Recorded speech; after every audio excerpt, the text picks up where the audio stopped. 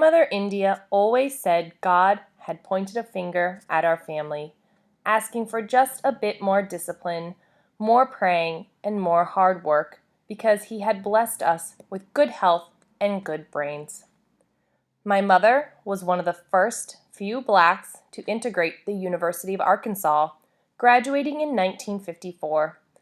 3 years later, when Grandma discovered I would be one of the first blacks to attend Central High School, she said the nightmare that had surrounded my birth was proof positive that destiny had assigned me a special task.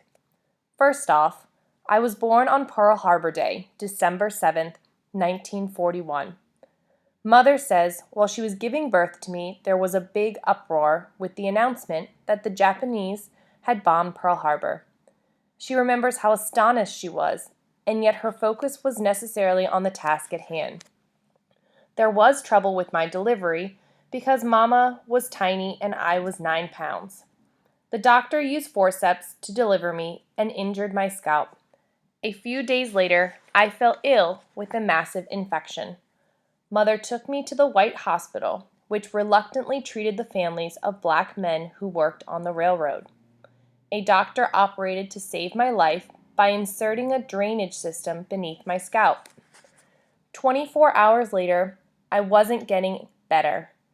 Whenever Mama sought help, neither nurses nor doctors would take her seriously enough to examine me. Instead, they said, just give it time. 2 days after my operation, my temperature soared to 106, and I started convulsing. Mother sent for the minister to give me the last rites, and relatives were gathering to say farewell. That evening, while grandmother sat in my hospital room, rocking me back and forth as she hummed her favorite hymn, On the Battlefield for My Lord, Mother paced the floor weeping aloud in her despair. A black janitor who was sweeping the hallway asked why she was crying. She explained that I was dying because the infection in my head had grown worse. The man extended his sympathy. As he turned to walk away, dragging his broom behind him, he mumbled that he guessed the Epsom salts hadn't worked after all. Mother ran after him asking what he meant. He explained that a couple of days before, he had been cleaning the operating room as they finished up with my surgery. He had heard the doctor tell the white nurse to irrigate my head with Epsom salts and warm water every 2 or 3 hours or I wouldn't make it. Mother shouted the words, Epsom salts and water, as she raced down the hallway, desperately searching for a nurse. The woman was indignant, saying yes, come to think of it, the doctor had said something about Epsom salts. But we don't coddle, and she growled. Mother didn't talk back to the nurse. She knew Daddy's job was at stake. Instead, she sent for Epsom salts and began the treatment right away. Within 2 days, I was remarkably better. The minister went home, and the sisters from the church abandoned their death watch, declaring they had witnessed a miracle. So 15 years later, when I was selected to integrate Central High School, Grandmother said, Now, you see, that's the reason God spared your life. You're supposed to carry this banner for our people. Black folks aren't born expecting segregation, prepared from day one to follow its confining rules. Nobody presents you with a handbook when you're teething and says, here's how you must behave as a second-class citizen. Instead, the humiliating expectations and traditions of segregation creep over you, slowly stealing a teaspoon of your self-esteem each day. By the time I was 4 years old, I was asking questions neither my mother nor grandmother cared to answer. Why do the white people write colored on all the ugly drinking fountains, the dingy restrooms, and the back of the buses? When will we get our turn to be in charge? Grandma India would only say, in God's time, be patient, child, and tell God all about it. I remember sitting on the dining room floor, writing letters to God in my Indian head tablet. I painstakingly formed the alphabet just as Grandma had taught me to do in order to distract me from my asthma cough. I could do the multiplication table through 10 and read and write simple sentences by the age of 4. As a result of all those long nights working with her, when I was 5, I had my first true bout with testing the harsh realities of segregation. My family, grandmother, mother, daddy, and my brother Conrad, plus most of my aunts and uncles, had gathered at Fair Park for a 4th of July picnic. As usual, we were separated from the white people, set apart in the wooded section away from the pool and the merry-go-round. While the grown-ups busied themselves setting up the meal, I made my escape, sneaking away to ride the merry-go-round.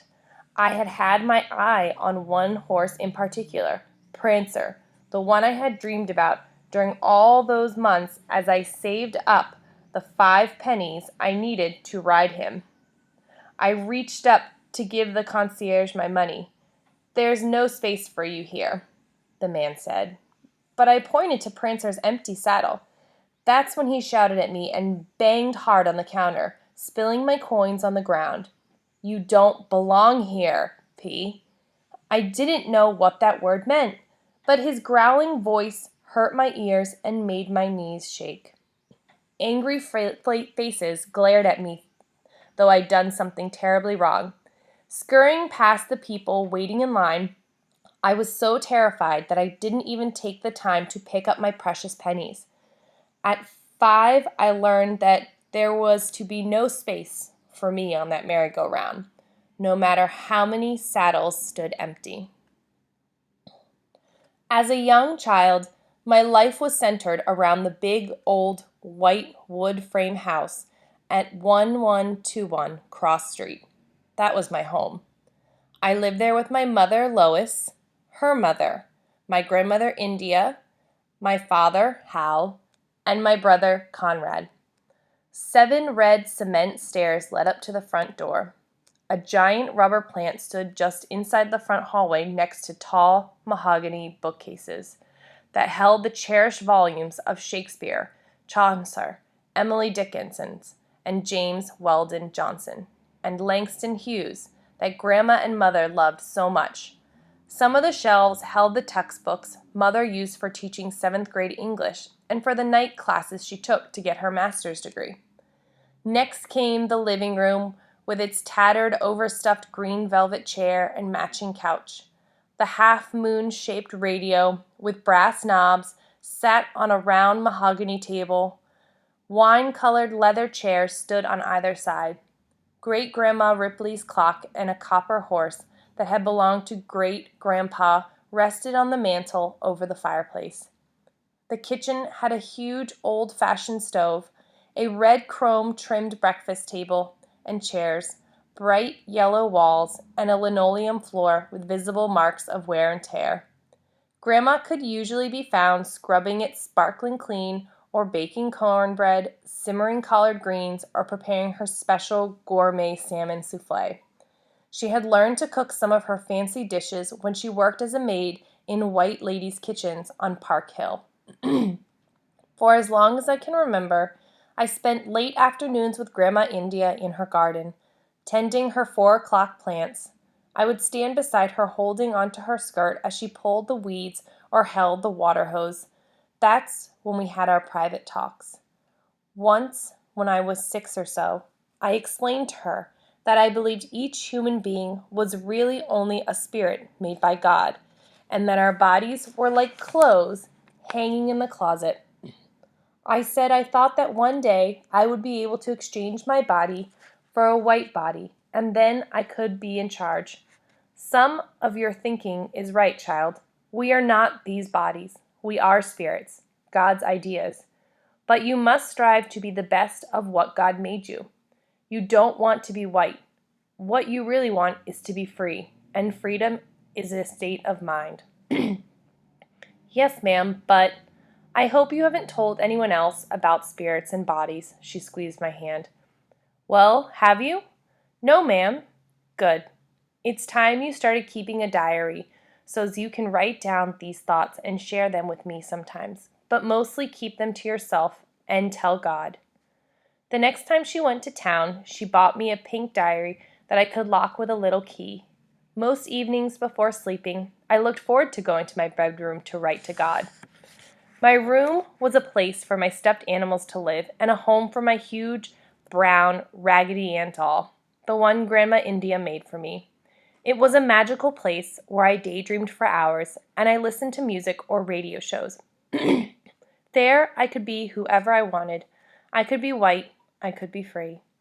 My brother Conrad's bedroom was filled with strange trucks, glass jars of crawly bugs, and a wooden train Daddy made for him. Conrad spent lots of time counting marbles, putting puzzles together, and playing Monopoly. His room always seemed to be cluttered with pieces and parts of things, and Daddy would often march into Conrad's room and demand that he put all his toys and trucks back into the red wooden box they had built together. Daddy worked for the Missouri Pacific Railroad as a holster's helper. He would arrive home, this huge, muscular body, obviously tired from the physical labor of his job. Mother constantly reminded him that if he'd finished just one more course, he could graduate from college and have a professional job that paid more. But he resisted, saying he preferred to work outside in the fresh air where he was free. He loved hunting and fishing and getting away to the wild where nobody could bother him. It made Mother very angry that he wouldn't follow her advice. I worried they might do what my best friend Caroline's parents did, get a divorce. The dining room with its big oval table was the place we gathered each night for dinner and evening games. Daddy sat in the brown leather chair, reading his newspaper and working his crossword puzzles. Grandma entertained us with readings or checkers and chess so we wouldn't bother Mother as she studied for her night school exams. She was determined to complete with her master's degree. With the passage of time, I became increasingly aware of how all of the adults around me were living with constant fear and apprehension. It felt as though we always had a white foot pressed against the back of our necks. I was feeling more and more vulnerable as I watched them continually struggle to solve the mystery of what white folks expected of them. They behaved as though it were an awful sin to overlook even one of those unspoken rules and step out of their place, to cross some invisible line. And yet, lots of discussions in my household were about how to cross that line, when to cross the line, and who could cross that invisible line without getting hurt.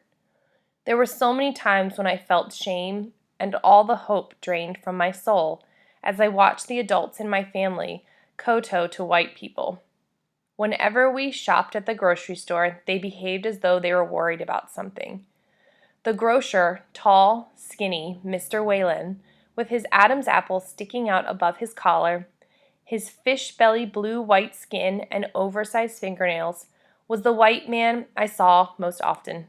At least twice a week, I would accompany one or more of the adults in my family to his store. Mr. Whalen's store was one of my favorite places because going there was sometimes like going to a neighborhood party. Mostly our people shopped there, although a few whites from a neighborhood came there too. There was sawdust on the floor, and the air was filled with the aroma of spices, fruits, onions, nuts, and potatoes. Maybe it was the festive colors and sounds that reminded me of a party. Early one Friday evening, when the store was crowded, our entire family went in for a shopping spree. We had Mama's teaching check, Daddy's railroad check, and the money Grandma India had earned from her work as a maid. It was one of those times when we all felt joy and peace and lots of hope. I looked forward to the bill paying because the grocer sometimes rewarded Conrad and me with a sugar daddy sucker after the grown-ups handed over the money. Grandma was the first to look over Mr. Whalen's bill. Her forehead wrinkled. She mumbled and handed it to Daddy. He looked over it. By the time Mother examined the bill, all their faces were grim. They quickly moved Conrad and me with them to a corner of the store. They were certain the bill overcharged them by $22. That was more than a day's pay, Daddy said. Still, they seemed frightened to speak up. After lots of whispered, angry words, they decided to complain. Although Grandma India approached the grocer in a calm, respectful way, he shouted back at her in an angry voice, loud enough for everyone within a block to hear. He said he gave us credit when we didn't have eating money, so he expected us to pay without complaining. Seeing Daddy's jaw tighten and his eyes narrow, Grandma touched his hand to stay him. There was an ominous silence in the store. Everybody was staring at us. Other people in the store, some of them our friends, stood absolutely still, fear in their eyes. At first, Mother, Grandma, and Daddy stood paralyzed. Then Mother took a deep breath, stepped forward, and said in a commanding voice, "Even when we're being overcharged, you just watch your mouth or you all will be eating beans next month." The grocer was shaking his fists at Mother Lois. There was a fire in Daddy's eyes, but once again Grandma looked at him and he backed down. The three of them cowered like children before a chastising parent. There was a long moment of complete silence. All at once, Grandma started to pull dollars out of her purse, and Daddy did the same. Together, they paid the full amount. Mama quickly shoved Conrad and me out the door. We'd make do with what was in our cupboards for the next few days, Daddy said. We wouldn't be going to that store anymore. On the way home, Grandma fussed and fumed, saying she was fed up with buying day-old bread and slightly rotting meat for 1.5 times the price fresh food was sold to white folks. I couldn't stop wondering why Mama, Grandma, and Daddy couldn't talk back to that white man. Daddy was a tall man, over 6'4", with broad shoulders and big muscles in his arms. He could toss me in the air, catch me, or hoist me over the fence with ease. Until that moment, I had thought he could take on the world if he had to protect me. But watching him kowtow to the grocer made me know it wasn't so. It frightened me and made me think a lot about how, if I got into trouble with white people, the folks I counted on most in my life for protection couldn't help me at all. I was beginning to resign myself to the fact that white people were definitely in charge, and there was nothing we could do about it. The next day, Grandma called all her friends and tried to get them to agree to form a group to shop across town. All but one person warned her not to cause trouble. After she had dialed at least 10 numbers, she sank down into her chair and sat silent for a long while. Then she picked up her Bible and read aloud the verse that cleared away the tears in her eyes.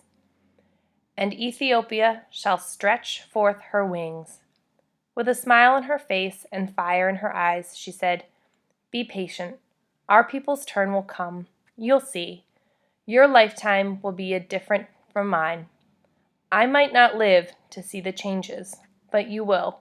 Oh yes, my child, you will." But as time passed without significant change in my life, I was becoming increasingly anxious, waiting for Ethiopia to stretch forth her wings. In my diary, I wrote, "What if Grandma is wrong? What if God can't fix things? What if the white people are always going to be in charge?